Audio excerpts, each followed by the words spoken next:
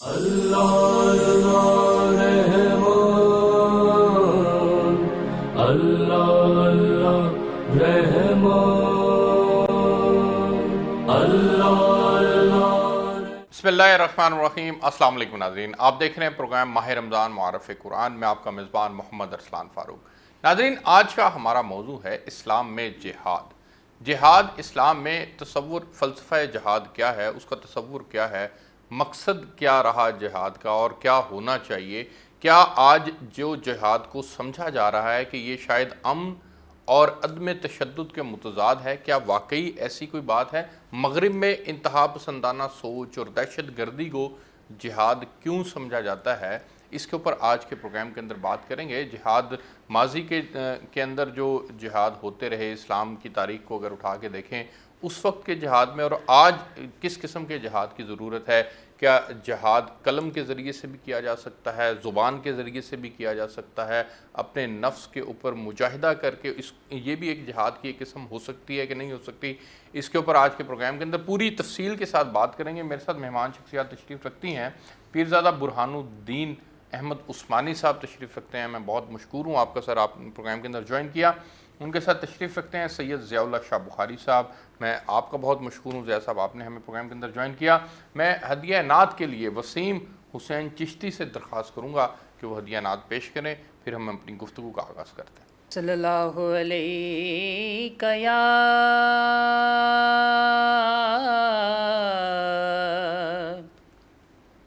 یا رسول اللہ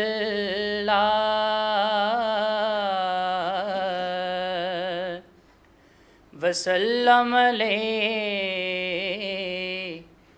یا حبیب اللہ۔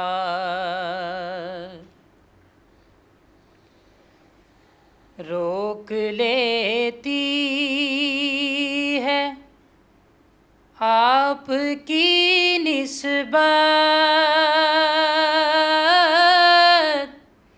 تیر جتنے بھی ہم پہ چلتے ہیں، روک لیتی ہے آپ کی نسبت،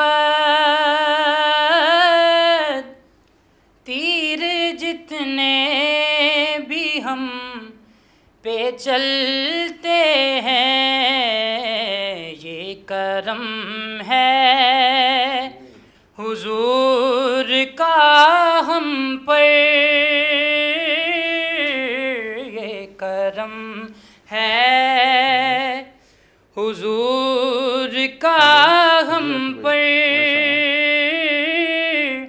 آنے والے عذاب ٹلتے ہیں، روک لیتی ہے آپ کی نسبت، تیر جتنے بھی ہم پہ چلتے ہیں۔ اب ہمیں کیا کوئی گرائے گا،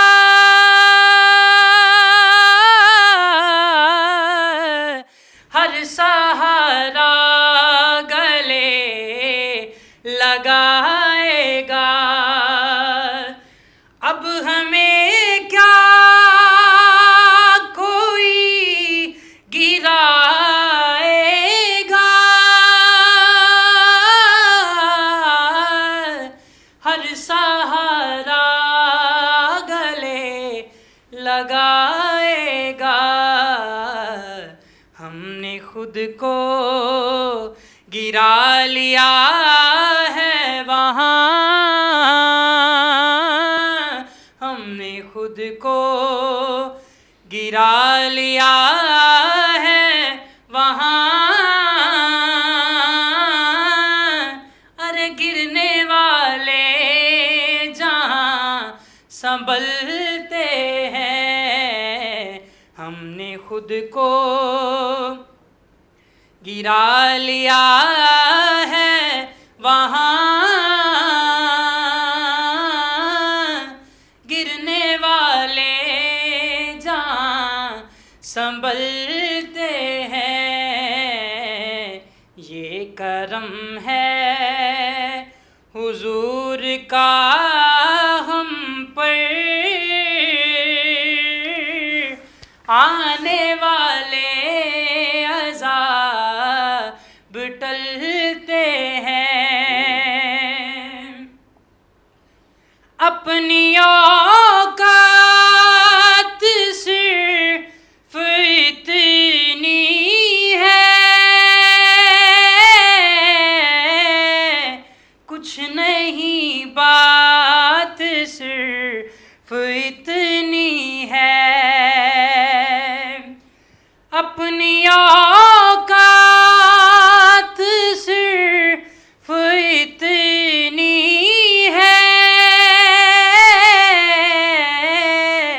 کچھ نہیں بات صرف اتنی ہے، کہ کل بھی ٹکڑوں پہ ان کے پلتے تھے، ابھی ٹکڑوں پہ ان کے پلتے ہیں، کل بھی ٹکڑوں پہ ان کے پلتے تھے،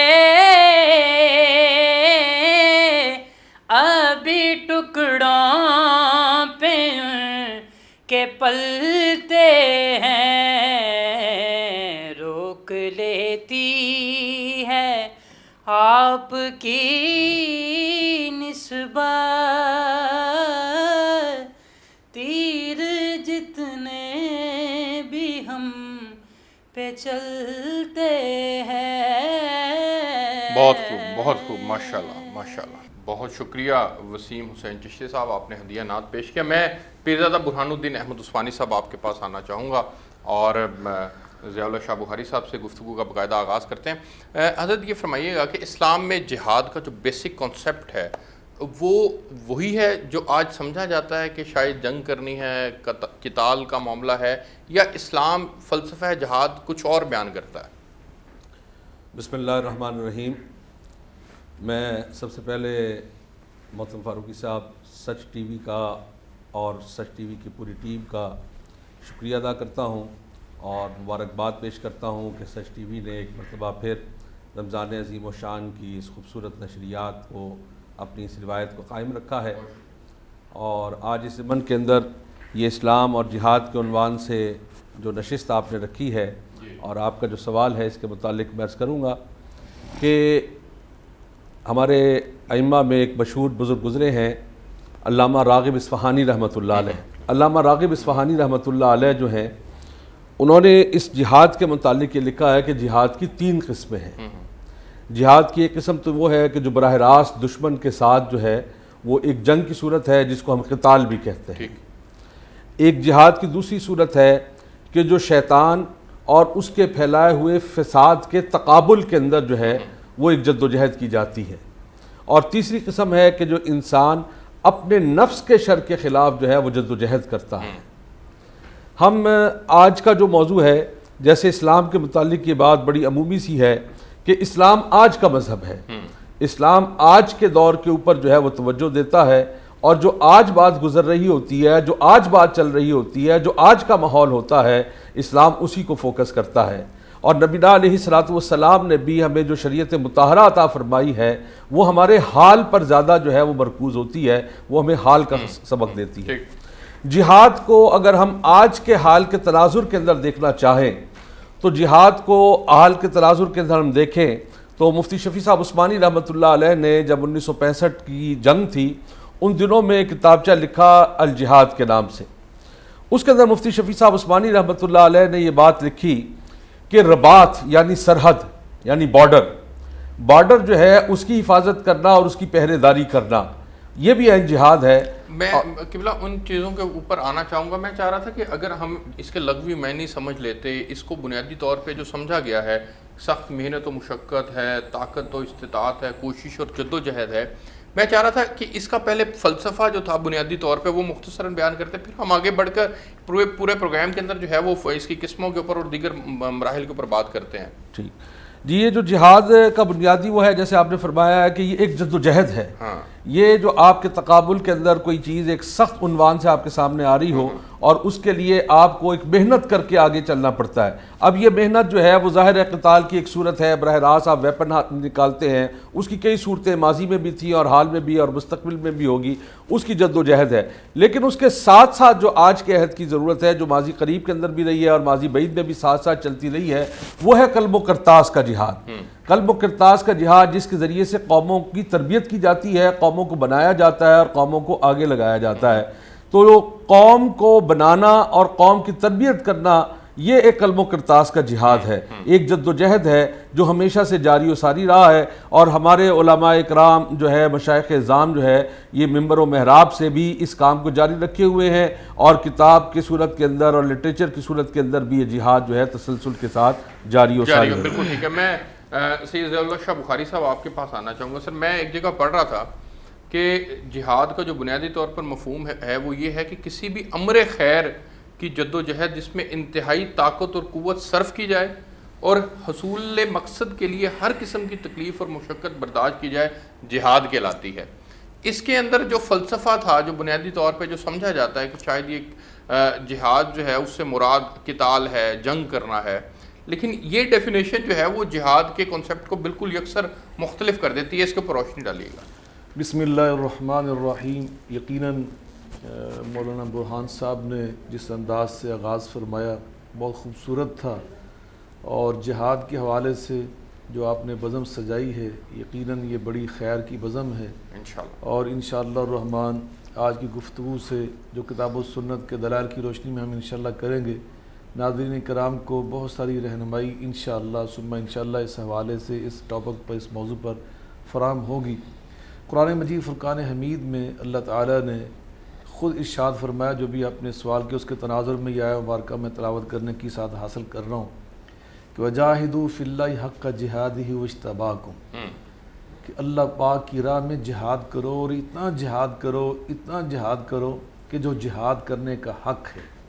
اور اس کام کے لیے اللہ تعالیٰ نے تمہارا انتخاب کیا، تمہیں اللہ نے چنا ہے. جہاد پھر ہے کیا جس کے لیے اللہ نے ہمارا انتخاب کیا ہے؟ آپ نے بھی خود اپنی گفتگو میں اور مولانا برہان صاحب نے وضاحت فرمائی ہے کہ اللہ کی راہ میں کوشش کرنا، محنت کرنا، جستجو کرنا، جد و جہد کرنا، کسی نوعیت کی بھی محنت جو ہے، کسی بھی امر خیر میں، امر خیر جو کہ جہاد ہوتا ہے دو چیزوں کے لیے. پہلا ہوتا ہے لجلب المنافع، کہ جس سے انسانیت کو منافع حاصل ہو، فائدہ ہو، ان کو خیر ملے، بلائی ملے. یا ہوتا ہے لدفع المفاسد، ان سے مفاسد کو دور کیا جائے، برائیوں کو دور کیا جائے، خامیوں کو دور کیا جائے، نحوستوں کو دور کیا جائے. جہاد کا بنیادی فلسفہ اور مقصد یہ ہوتا ہے لجلب المنافع ودرء المفاسد، کہ مفاسد کو ان سے دور کیا جائے. تو بلا شبہ اور اس کی جو پھر آگے اقسام ہے محنت جد و جہد کے اعتبار سے، وہ ضروری نہیں کہ صرف جنگ کرنا، لڑائی کرنا، قتال صرف یہی جہاد ہے. یہ تو جہاد کی بالکل آخری قسم ہے، اس کی بھی بہت ساری شرائط ہیں انشاءاللہ بیان کریں گے. یہ بہت آخری بات ہے، وگرنہ قرآن مجید فرقان پہلی بات یہ ہے جد و جہد کرنا، کوشش کرنا امر خیر کی طرف. نبی کریم صلی اللہ علیہ وآلہ وسلم مکی زندگی میں آپ پہ قتال اور جنگ کرنا ہماری شریعت میں ابھی شامل ہی نہیں ہوا تھا، یہ ہمارے دین کا حصہ ہی نہیں بنا تھا.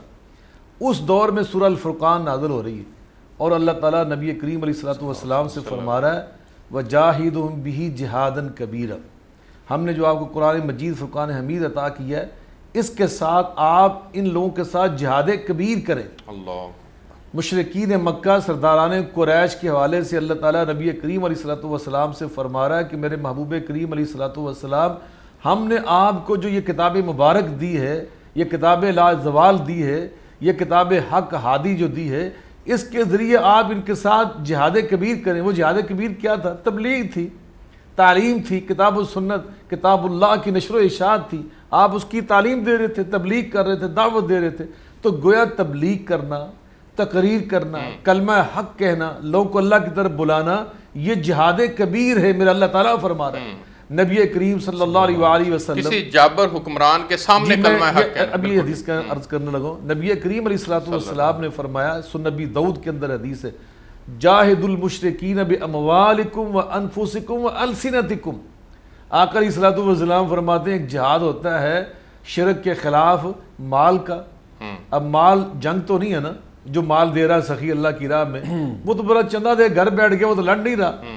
تو گویا مال دینا یہ بھی ایک جہاد دین کی نشر و اشاعت کے لیے, انسانوں کے لیے خیر لانے کے لیے, ان سے مفاسد کو دور کرنے کے لیے. مثلا ابھی وبا ہے کرونا کی, اس وبا کو دور کرنے کے لیے اگر محنت کرے, اس پہ پیسہ خرچ کر دیں تو یہ جہاد ہے. کہ نبی پاک صلی اللہ علیہ وسلم نے فرمایا وہ انفسکم, اگر جان کی بازی. ابھی جو ہمارے ڈاکٹر قربانیاں دے رہے ہیں اس حوالے سے, ابھی ہماری جو پولیس اور فوج کے نوجوان, رینجر کے نوجوان کھڑے ہوئے ہیں, ان کو کرونا اگر ہو جائے وہ اس میں اپنی جان قربان کر دیں, تو فرمایا یہ بھی جہاد ہے. اور فرمایا وَأَلْسِنَتِكُمْ, اپنی زبانوں کے ساتھ. اب زبان کے ساتھ کلاشن کوئی گولی نہیں چلتی, میزائل نہیں چلتا, اس سے ہم کلمہ حق کہتے ہیں, خیر کی بات کرتے ہیں, حکمت دنائی اور فراست کی بات کرتے ہیں, اللہ کی طرف بلاتے ہیں, انسانیت کی خدمت کے لیے طرف بلاتے ہیں. تو نبی پاک صلی اللہ علیہ وسلم نے ضمن میں فرمایا, ایک صحابی جا رہے تھے میدان جنگ میں, گھوڑے کے اوپر سوار تھے, رکابوں میں پاؤں رکھے ہوئے تھے, ہاتھ میں تلوار پکڑی ہوئی تھی, دوسرے ہاتھ میں ڈھال تھی. جانے لگے تو جاتے جاتے نبی پاک صلی اللہ علیہ وسلم سے ایک مسئلہ پوچھا.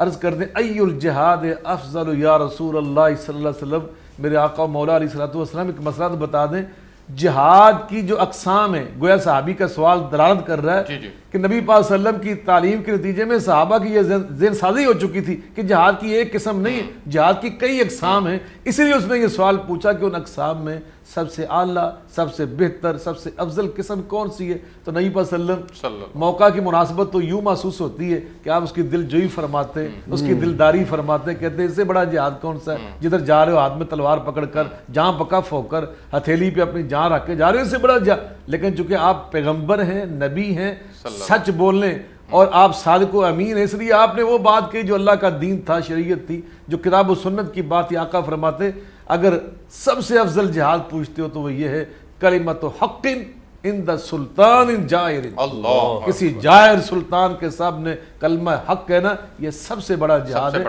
بہت سارے انبیاء علیہ السلام نے یہی جہاد کیا بالکل ٹھیک ہے. مجھے امام حسین علیہ السلام نے یہی سب سے پہلے جہاد کیا تھا, جابر سلطان کے سامنے کلمہ حق کہا تھا. بالکل ٹھیک ہے. مجھے ایک بریک پہ جانا ہے جی. میں پھر پیرزادہ برہان الدین احمد عثمانی صاحب آپ سے جو ہے وہ انسانی زندگی کے اندر ہم روزانہ جہاد کرتے ہیں, اس فلسفے کو سمجھنے کی ضرورت ہے, یہ ہمیں سمجھائیے گا. ایک بریک لیتے ہیں جی, بریک سے واپس آئیں گے پھر یہیں سے کنٹینیو کریں گے, میرے ساتھ رہیے گا.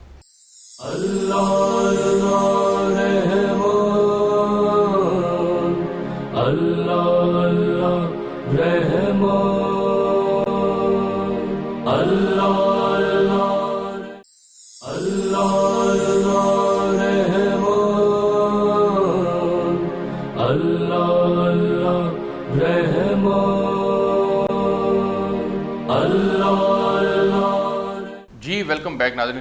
قبلہ, ہم اپنے نفس کے خلاف جہاد کرنا, روزانہ کے اعتبار سے برائیوں سے بچنا, جتنی ہم خرافات کا شکار ہو چکے ہیں, ان سب سے بچنا, پھر اپنے قلم کے ذریعے سے لکھنا اور ان برائیوں کو مینشن کرنا, پھر اسی طرح سے زبان سے برائیوں کے متعلق جو ہے وہ بات کرنا, یہ تمام کی تمام باتیں جو ہیں یہ جہاد کے اندر آتی ہیں, جہاد کا حصہ بنتی ہیں.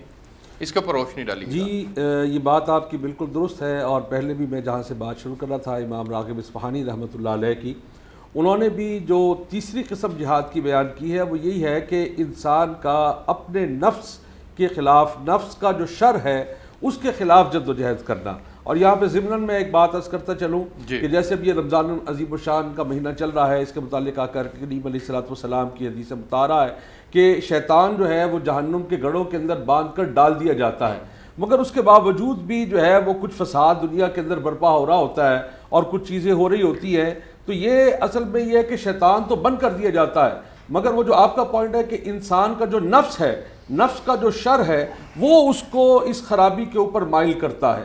اور اس خرابی کے خلاف انسان کا کھڑے ہو جانا اپنے نفس کے شر کے خلاف کھڑے ہو جانا، یہ بھی عین جہاد ہے۔ نفسانی خواہشوں کو قربان کر دینا اللہ کے حکم کے آگے، جی ہاں، یہ جہاد ہے کہ حضور صلی اللہ علیہ وسلم کی زندگی کے مطابق زندگی گزارنی ہے اور اللہ کے حکموں کے مطابق چلنا ہے۔ میں نے جو میرا نفس اس وقت مجھے کہہ رہا ہے میں نے اس کے مطابق نہیں کرنا۔ جی ہاں بالکل، جو نفس کا رد ہے نا جی، یا نفس کے اوپر زد ہے، اس جہاد چونکہ ضرب کی بات کرتا ہے، زد کی بات کرتا ہے، تو یہاں پر بھی جو نفس کے اوپر ضرب ہے، نفس کے اوپر جو زد ہے، یہ بھی عین جہاد ہے۔ اور جس طرح رسول اللہ صلی اللہ علیہ وسلم نے فرمایا ہے کہ جب تم کسی برے کام کو ہوتا دیکھو تو اس کو جو ہے تم ہاتھ سے روکنے کی کوشش کرو، اور دوسرے درجے میں اس کو زبان سے برا کہو، اور تیسرے درجے کے اندر اس کو اپنے دل کے اندر برا جانو، یعنی اپنے دل کے اندر اس بات کو بٹھا لو کہ تم نے برے کام کا حصہ نہیں بننا ہے، تم نے برائی کا کام نہیں کرنا ہے۔ معاشرے کے اندر لوگ جتنی مرضی برائی کی ترویج کر رہے ہوں، برائی کی اشاعت کر رہے ہوں، مگر تم نے اس ترویج اور اس اشاعت کا حصہ نہیں بننا ہے۔ یہ تمہارا اپنے نفس کے خلاف ایک جہاد ہے، اور اس جد و جہد کو کرنے میں انسان جو ہے وہ ذاتی حیثیت کے اندر بھی، اور انسان جو ہے وہ اجتماعی دائرے کے ایک چھوٹے دائرے سے بات کو جانا شروع کرتا ہے۔ جیسے نبینا علیہ الصلوۃ والسلام نے فرمایا کہ رائی و رائی کلکم مسئول عن رعیتی، یعنی خاندان کا جو ادارہ ہے، جو انسان کی رعیت کے اندر جو لوگ آتے ہیں، اس کی بیوی بچے جو ہیں، ان کو برائی سے روکنا بھی ایک جہادی ذمہ داری ہے۔ رسم و رواج عام ہو گئے ہمارے ہاں، شادیوں کے تہواروں کے اندر اتنی خرافات آ چکی ہیں جن کا دین اسلام سے کوئی تعلق نہیں ہے، اس کے خلاف کھڑے ہونا کہ یہ ایک معاشرہ ایک رستے کے اوپر چل رہا ہے اور آپ اس کے سامنے کھڑے ہو جاتے ہیں، کہتے ہیں کہ میں نے یہ کام نہیں کرنا، میں نے کم از کم اپنی ذات کی حد تک اس کو اپلائی نہیں کرنا۔ نفسانی خواہشات کی بات ہو گئی، اسی طرح ہماری انا کا ایک مسئلہ بن جاتا ہے، پھر ہم مال کی حرص کے اندر مبتلا ہو جاتے ہیں۔ ان تمام باتوں سے بچنا جہاد کہلاتا ہے۔ بالکل جہاد کہلاتا ہے۔ اس میں میں ایک بڑی اہم بات عرض کروں گا، ہمارا یہ ایک بڑا مسئلہ ہے کہ ہمارے ہاں جو بیٹیوں کی وراثت کا معاملہ ہے، یہ ایک بڑا ایک ایشو ہے، اور اسلام جو ہے جب وراثت کو تقسیم کرتا ہے وہ تو تقسیم ہی بیٹیوں کے حصے سے کرتا ہے، جبکہ ہمارے ہاں یہ رواج نہیں ہے۔ اب اس رواج کو قائم کرنا، میں سمجھتا ہوں کہ یہ بھی عین جہاد ہے۔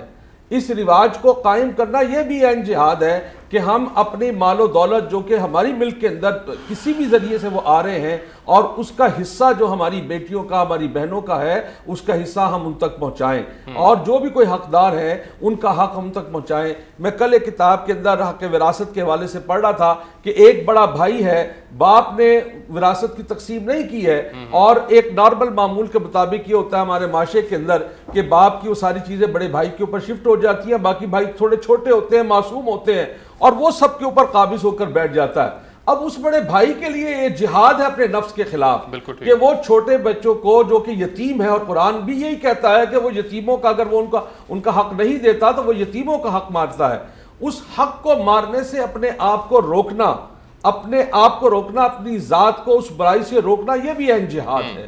اور اس طرح کی جو جہاد ہیں جو قدم قدم کے اوپر جو ہے وہ ہمیں بلاتے رہتے ہیں، وہ جیسے وہ شاعر نے کہا کہ وہ قدم قدم بلائیں وہ سواد کوئے جانا، وہ یہیں سے لوٹ جائیں جنہیں زندگی ہو پیاری۔ اور زندگی کا پیار یہ ہے کہ زندگی کی سہولتیں ہیں، زندگی کی آسائشیں ہیں، زندگی کی سہولتوں اور آسائشوں سے اپنے آپ کو پہلو تہی کر کے، اس سے اپنے آپ کو بچا کر اللہ اور اس کے رسول صلی اللہ علیہ وسلم کے احکامات کی پہرہ داری کرنا، یہ پہرہ داری کرنا جو ہے یہ عین جہاد ہے۔ بالکل ٹھیک ہے، سبحان، بہت خوب آپ نے ماشاءاللہ بیان فرمایا۔ میں سید ضیاء اللہ شاہ بخاری صاحب آپ کے پاس آنا چاہوں گا۔ سر یہ فرمائیے گا کہ اسلام میں جو قرآن کریم کے اندر جو تعلیمات ہیں، جو حضور صلی اللہ علیہ وسلم کی زندگی ہے، انہوں نے جہاد کو کس طرح سے ڈیفائن کیا؟ قرآن پاک نے جہاد کو کس طرح سے ڈیفائن کیا؟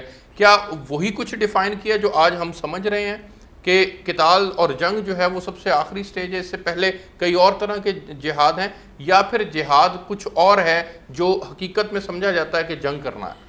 دیکھیں نبی کریم صلی اللہ علیہ وآلہ وسلم نے بڑی وضاحت سے ارشاد فرمایا اس حوالے سے، ما من نبی بعثہ اللہ من قبلی الا کان له حواریون یاخذون بسنتہ ویقتدون بامرہ ثم خلف من بعدهم خلوف یقولون ما لا یفعلون وَيَفْعَلُونَ مَا لَا يُؤْمَرُونَ فَمَنْ جَاهَدَهُمْ بِيَدِهِ فَهُوَ مُؤْمِنٌ وَمَنْ جَاهَدَهُمْ بِلِسَانِهِ فَهُوَ مُؤْمِنٌ وَمَنْ جَاهَدَهُمْ بِقَلْبِهِ فَهُوَ مُؤْمِنٌ وَلَيْسَ وَرَاءَ ذَلِكَ مِنْ حَبَّةِ خَرْدَلٍ مِنَ الْإِيمَانِ۔ آقا علیہ الصلوۃ والسلام فرماتے ہیں کہ مجھ سے پہلے جتنے اللہ نبی بھیجے ان کو اچھے مخلص صحابہ، ساتھی، رفقا، تلامذہ عطا بھی کیے، وہ ان کی سنت پہ عمل کرتے تھے، اور ان کے ساتھ کھڑے ہوتے تھے، لیکن بعد میں انہی صحابہ کے، انہی مخلص لوگوں کے جو آگے جا کے جانشین بنے، وہ ایسے نکمے اور نالائق لوگ تھے کہ انہوں نے وہ باتیں کی جو دین میں شامل نہیں تھی، اور جو کہتے تھے دین کی بات خود اس پہ عمل نہیں کرتے تھے۔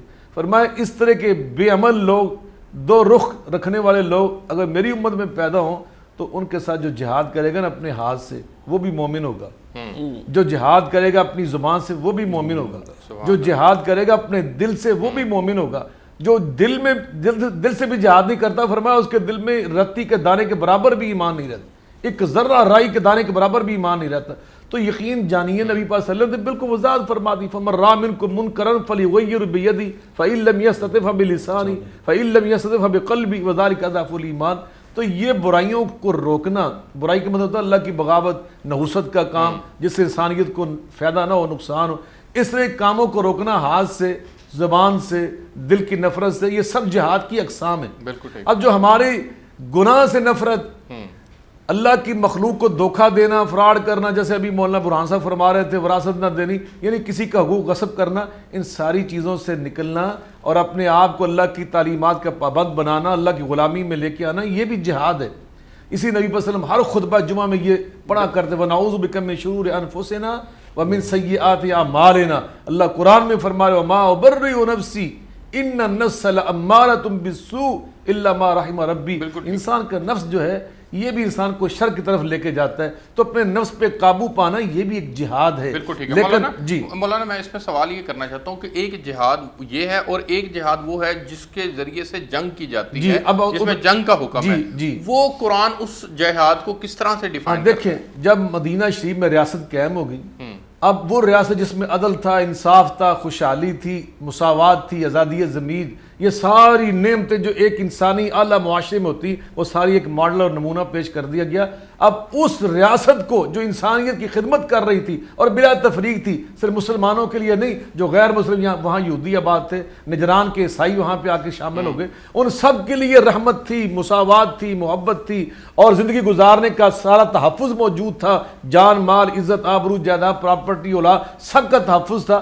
تو ایسی ریاست کو جب مٹانے کے لیے کوئی باطل قوت کھڑی ہوتی ہے، وہ چاہے کوئی اس کا نام اس قوت کا، وہ یہ نہیں ہوتا کہ مذہب کی بنیاد پر نہیں، جو مسلمان ریاست جو ایک انصاف پسند ہے، مساوات مہیا کر رہی ہے، اس کو مٹانے کے لیے کھڑی ہوگی تو اس کو روکنا، ایسی قوت کے سامنے کھڑے ہونا، تو اللہ نے پھر اس کے لیے فرمایا اذن للذین یقاتلون بانہم ظلموا وان اللہ علی نصرہم لقدیر۔ فرمایا اب تمہیں اجازت ہے ان کے سامنے کھڑے ہو جائیں آپ تلوار پکڑ کر، اور اس ریاست کی آپ حفاظت کریں۔ اسلامی معاشرے، ایک مسلمان معاشرے، انصاف پسند معاشرے کی حفاظت کرنا، اس کا دفاع کرنا، یہ جہاد کی آخری قسم ہے جس کو ہم قتال اور جنگ بھی کہتے ہیں، جس کو ہم دفاع بھی کہتے ہیں۔ یعنی کہ میں جو آپ کی بات سے سمجھا ہوں، میں ناظرین کے لیے ریپیٹ کرنا چاہتا ہوں کہ جہاد اس وقت ہر مومن مسلمان پر فرض ہوتا ہے جب کفار اس کے اوپر حملہ آور ہو جائیں۔ صرف کفار کی بات نہیں یہاں پہ میں عرض کروں، یہ یہاں واضح کرنا چاہتا ہوں۔ دیکھیں کفار تو ہمارے نزدیک جو بھی مسلمان نہیں ہوتا، غیر مسلم ہوتا ہے، اب ان کے لیے تو خود اگلی جو آیت ہے نا اس میں اللہ فلسفہ بیان کر رہا ہے، یہ میں وضاحت کرنا چاہ رہا ہوں۔ اگلی آیت جو ہے نا جہاں اجازت دی، اس اگلی آیت میں فرمایا اس جہاد کا فلسفہ کیا ہے، اس کا مقصد کیا ہے، اس کی حکمت کیا ہے، وہ ذرا سنیے۔ فرمایا وَلَوْلَا دَفْعُ اللَّهِ النَّاسَ بَعْضُهُم بِبَعْضٍ لَهُدِّمَتْ الصَّوَامِعُ وَبِيَعٌ وَصَلَوَاتٌ وَمَسَاجِدُ يُذْكَرُ فِيهَا اسْمُ اللَّهِ۔ اس جہاد کو شریعت کا حصہ بنانے کا بنیادی مقصد یہ ہے کہ اس جہاد کی برکت سے مسجدوں کا دفاع اور حفاظت ہو۔ مسجدوں کو چوتھے نمبر پہ اللہ بیان کر رہا ہے، اس سے پہلے تیسرے نمبر پہ یہودیوں کی عبادت گاہیں، فرمایا ان کی حفاظت کرنا اسلامی جہاد کا مقصد ہے۔ دو سے پہلے جو کرسچن حضرات ہیں، عیسائی مسیح لوگ ہیں، ان کی دو عبادت گاہیں، ایک عام جو چرچ ہوتے ہیں پبلک کے لیے، اور ایک ان کے صوامع ہوتے ہیں، صومعہ کی جمع جو ان کے راہبوں کے خلوت خانے ہوتے ہیں، فرمایا ان کی بھی حفاظت کرنا اسلامی جہاد کا مقصد۔ اسلامی جہاد کا مقصد چرچ گرانا نہیں ہوتا، اسلامی جہاد کا مقصد کسی غیر مسلم کی عبادتگاہ کو مسمار کرنا نہیں ہوتا۔ یہ سنیے، جس طرح مسجد کا دفاع کرنا، مسجد کی حفاظت کرنا ایک اسلامی جہاد کی بنیادی غرض ہے، اسی طرح دوسروں کی عبادتگاہوں کی حفاظت کرنا بھی اسلامی جہاد کی بنیادی ہدف ہے اس کا۔ جی اچھا، اس میں قبلہ سوال یہ تھا کہ آپ کے اوپر حملہ آور کفار ہوں گے یا کوئی بھی حملہ آور ہو جائے تو آپ جہاد کریں گے اس کے؟ دیکھیے اگر کوئی ایسی باطل قوت، باطل مراد کیا ہوتا ہے، صرف غیر مسلم نہیں ہوتے، بعض اوقات جو کلمہ مسلمان ظالم مثلا دیکھیے نبی حضرت علی المرزا کرم اللہ وجہہ الکریم کے جب باغی کھڑے ہو گئے، خارجی کھڑے ہوئے، تو لوگوں نے پوچھا، ان خارجیوں کے ساتھ آپ نے جنگ لڑی، ان کو قتل کیا آپ نے، بہت سارے رفقا صحابہ شہید ہوئے اس ضمن میں، تو جناب سیدنا علی المرزا کرم اللہ وجہہ الکریم سے پوچھا گیا کہ یہ کافر ہیں، تو آپ نے کیا جواب دیا؟ ذرا سنیے، کیا محتاج جواب، کیا حکمت اور دین اور بصیرت سے لبریز اور پر وہ جواب فرماتے ہیں، ہم اخواننا قد بغوا علینا، اللہ اکبر، کلمے میں تو یہ ہمارے بھائی ہیں لیکن یہ باغی بن گئے، بغاوت کا راستہ، اسلامی ریاست کے خلاف انہوں نے بغاوت کا راستہ اختیار کیا۔ تو اگر ایک کلمہ گو لوگ، کلمہ پڑھنے والے، دین کا نام لینے والے، اگر وہ اسلامی ریاست کے خلاف کھڑے ہو جائیں تو کیا ٹھیک، بالکل ٹھیک ہے۔ مجھے ایک بریک پہ جانا ہے جی، میں بریک سے واپس آتا ہوں تو پھر پیرزادہ برہان الدین احمد عثمانی صاحب سے سوال کرتے ہیں، میرے ساتھ رہیے گا۔ اللہ اللہ رحمان، اللہ اللہ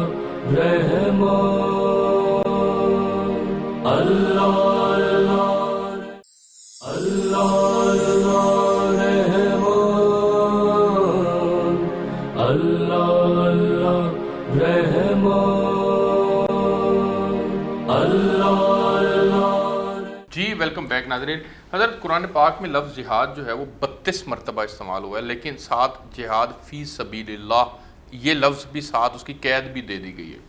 اچھا، اب سورہ بقرہ میں اللہ پاک فرماتے ہیں کہ جو لوگ تم سے جنگ کرتے ہیں تم بھی ان سے راہ خدا میں جہاد کرو اور زیادتی نہ کرو کہ خدا زیادتی کرنے والوں کو دوست نہیں رکھتا۔ اس میں اللہ رب العزت نے اس کی تشریح کے اندر خود ہی فرما دیا کہ کس سے جنگ کرنی ہے، جو لوگ تم سے جنگ کرتے ہیں، پھر اس جہاد کو کس احتیاط کے ساتھ کرنا ہے کہ زیادتی بھی نہیں کرنی۔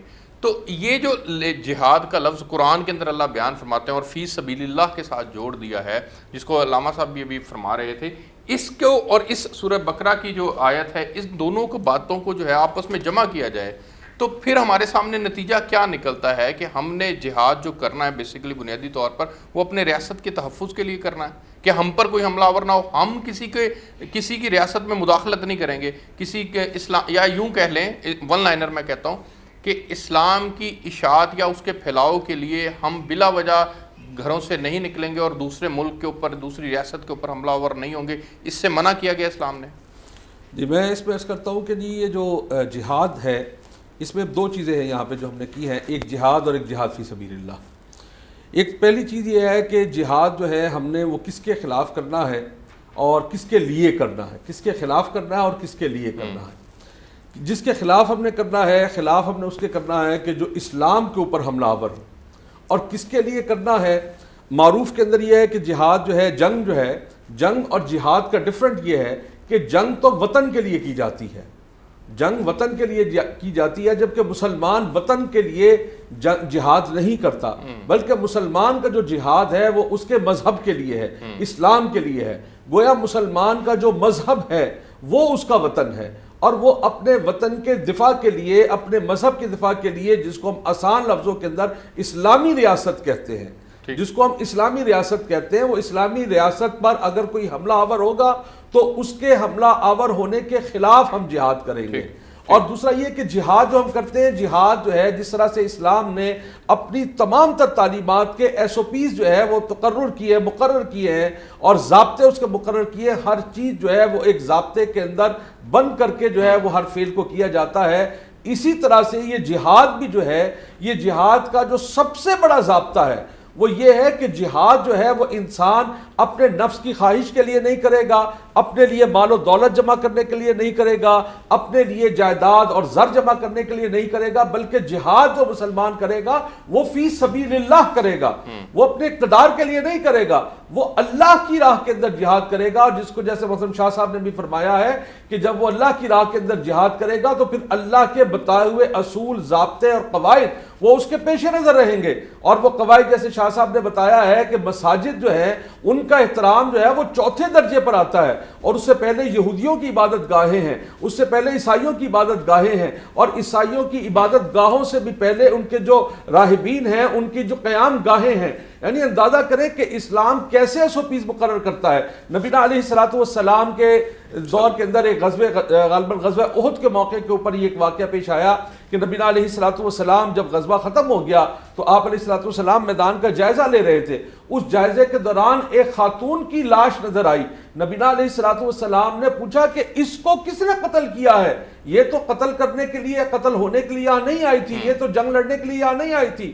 یعنی اسلام یہ SOPs دیتا ہے کہ آپ نے عورتوں کے خلاف جنگ نہیں کرنی، آپ نے معذوروں کے خلاف جنگ نہیں کرنی، آپ نے بوڑھوں کے خلاف، بچوں کے خلاف، یہاں تک کہ وہ لوگ جو لشکر کے ساتھ تو بھلے آئے ہیں مگر دور کھڑے ہوئے ہیں، ان کے جانوروں کے انتظام کرنے کے لیے، ان کی خوراک، ان کے کھانے پینے کے انتظام کے لیے وہ دور بیٹھے ہوئے ہیں اور جہاد میں حصہ نہیں لے رہے، تو آپ نے ان کے خلاف بھی جہاد جو ہے وہ نہیں کرنا۔ بالکل ٹھیک ہے۔ میں ضیاء اللہ شاہ بخاری صاحب آپ کے پاس آنا چاہوں گا، کیا اسلام میں ہی جہاد کا تصور موجود ہے یا دیگر مذاہب کے اندر بھی جہاد کا تصور ملتا ہے؟ دیکھیں، جنگ تو ہر ملک کرتا ہے اپنی ضرورت کے پیش نظر، لیکن چونکہ ہمارا الحمدللہ جو اسلام سے تعلق اور رشتہ ہے اس کے بارے میں ہمارا عقیدہ اور ایمان یہ کہ یہ ایک مکمل نظام زندگی ہے۔ الیوم اکملت لکم دینکم واتممت علیکم نعمتی ورضیت لکم الاسلام دینا۔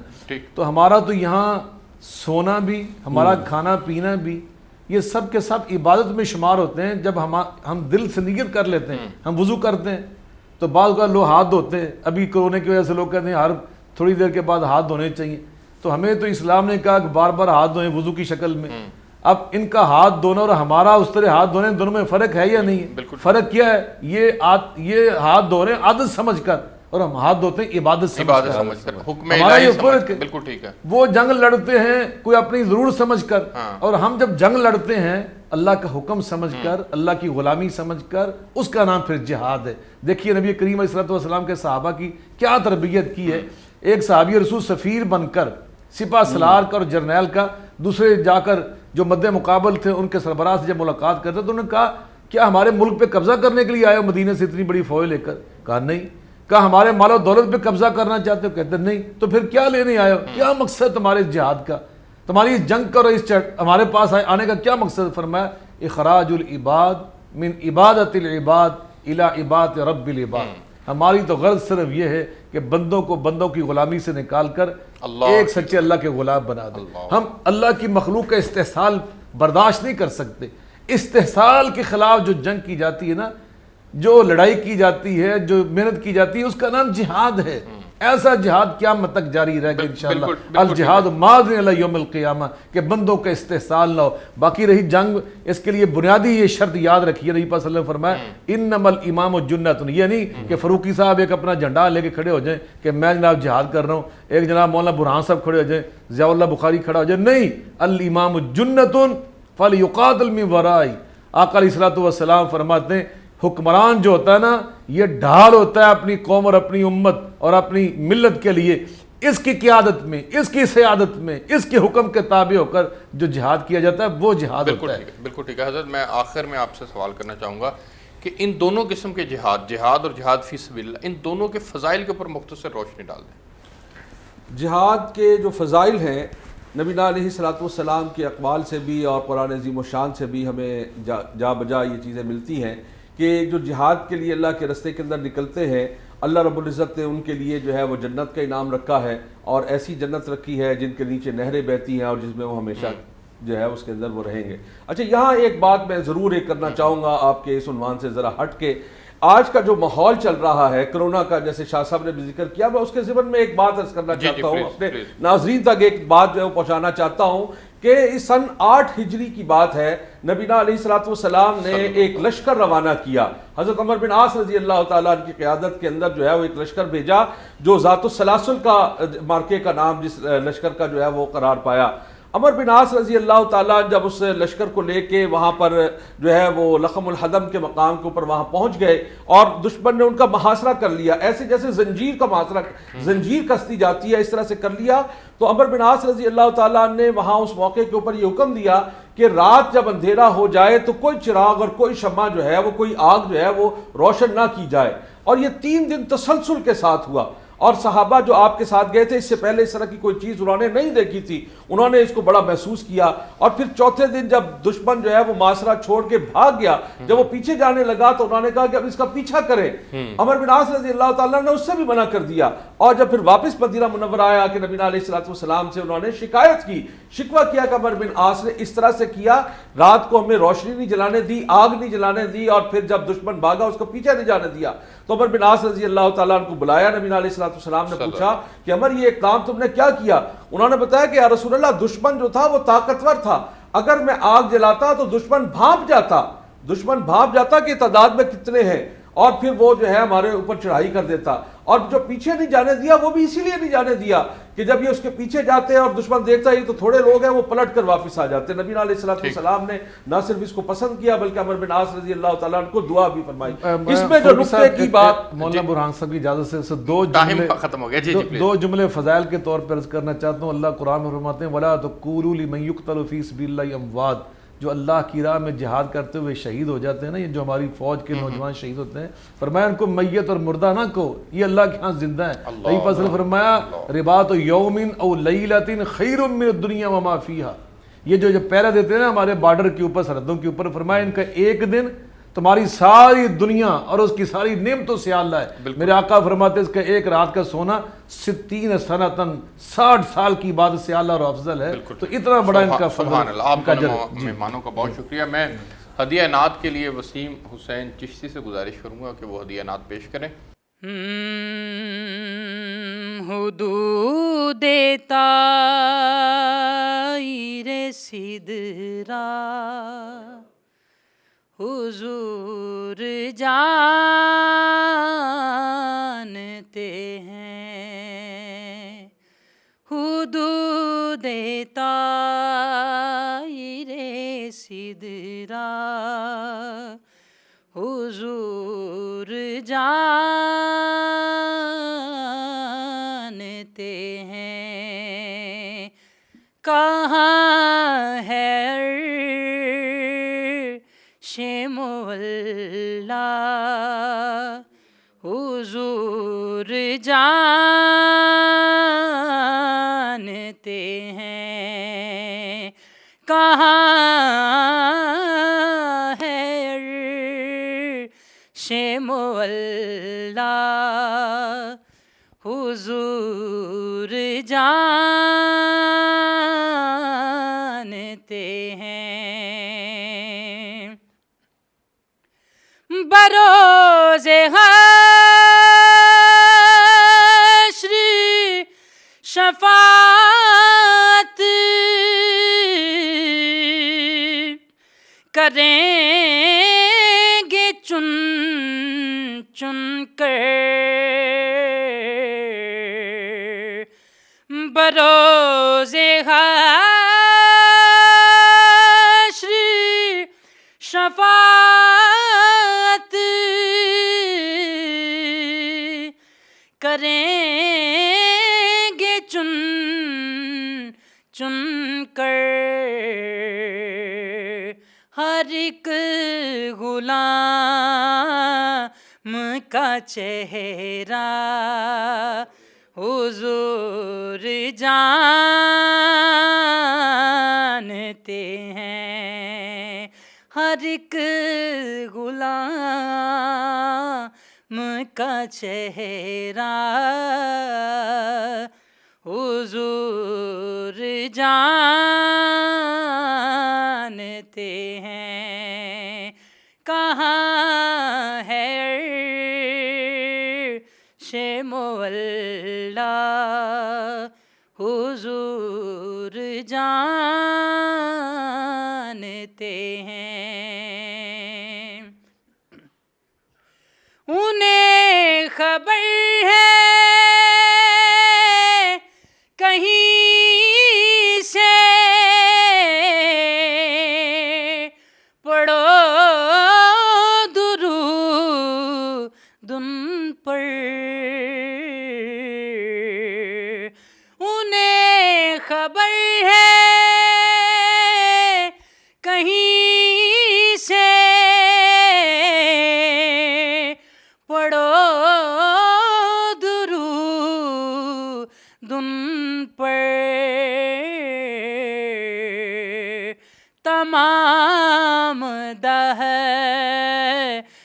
کا نقشہ حضور جانتے ہیں، تمام دہر کا نقشہ حضور جانتے ہیں، حدود طائر سدرا حضور جانتے ہیں، کہاں ہے عرش مولا حضور جانتے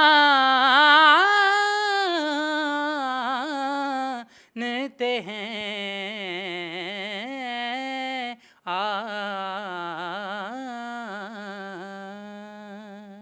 بہت شکریہ وسیم حسین چشتی۔ ناظرین، آپ نے پروگرام دیکھا۔ آج کے پروگرام کے اندر اسلام میں جہاد کے کنسیپٹ کے اوپر بات کی۔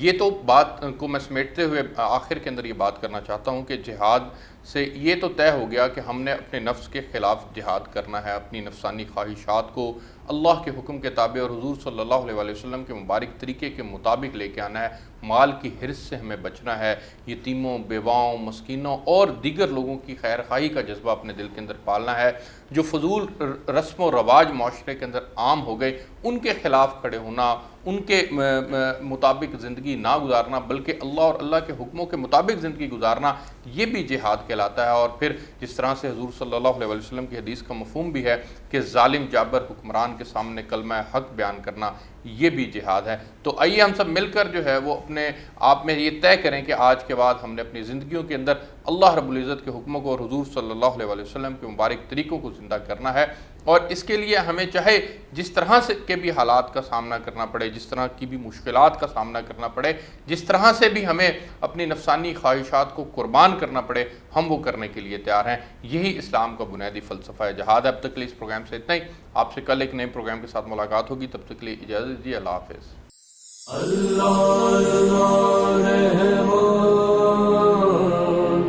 اللہ